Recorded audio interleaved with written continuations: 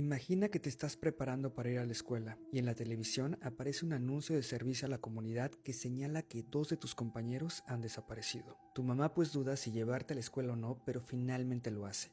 Y al llegar al colegio se dan cuenta que hay muchísimos policías y empiezan a avisar a los padres de familia que van a interrogar a los alumnos porque aparentemente los dos estudiantes desaparecieron en el interior de la escuela. En el 2005, dos niños desaparecieron de una secundaria de Toluca. La última vez que los vieron fue jugando en la cancha de básquetbol. Realmente lo más inquietante es que la escuela parecía imposible de escapar, ¿no?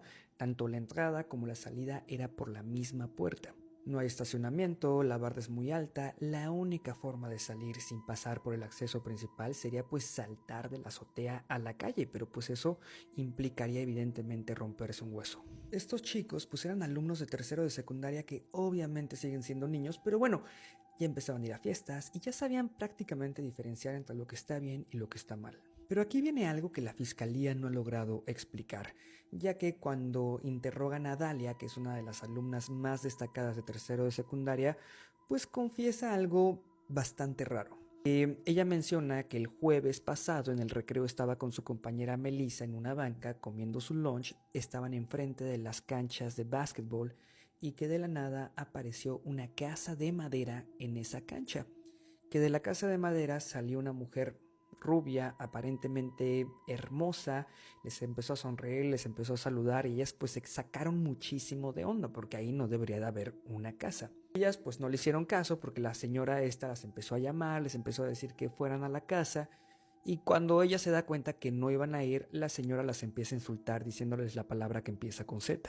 En el momento en el que la señora las empieza a insultar, tanto Dalia como Melissa se paran de la banca y se van a buscar a una maestra y en el camino se topan a la Miss Yadira. La señora Yadira confiesa que vio a Dalia y a Melissa pálidas y cuando le dijeron que las insultaron con la palabra que empieza con Z, o sea, ella les preguntó, niñas, ¿ustedes saben qué significa eso? Y ellas dijeron que sí, porque pues son niñas prácticamente, ¿no? La cosa aquí es que Yadira pensó que las estaban insultando desde un edificio de junto, pero no fue así y cuando llegan al patio, Melissa y Dalia se dan cuenta que no había ninguna casa. La policía pues empieza a investigar y se da cuenta que en ese plantel hay varios profesores que tienen denuncias de ser PDFs, ya saben a qué me refiero, ¿no?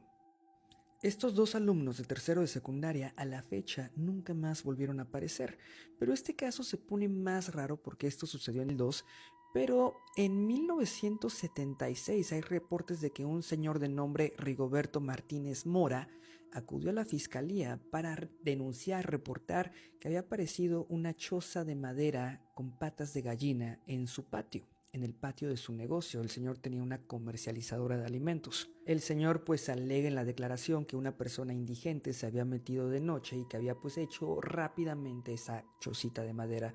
O sea, probablemente él creyó que era una persona de estas paracaidistas, ¿no? Que van, llegan a un terreno, lo invaden y empiezan a vivir ahí.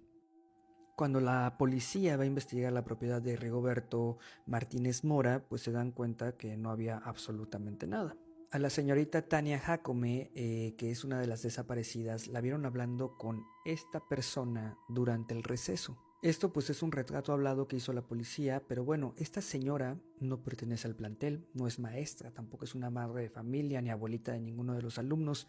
Nadie sabe quién es y la vieron más de 20 personas que describieron a esta señora para que la policía pudiera hacer el retrato hablado. El caso ya se encuentra cerrado por parte de la fiscalía, pero aquí viene lo más raro, ya que en 2006, o sea 4 años después de que suceden las desapariciones, la policía detiene a la Miss Yadira. ¿Pero por qué?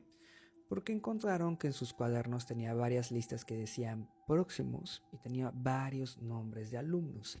Y también en esas listas estaba próximos y los nombres de los dos alumnos que habían desaparecido adentro del plantel.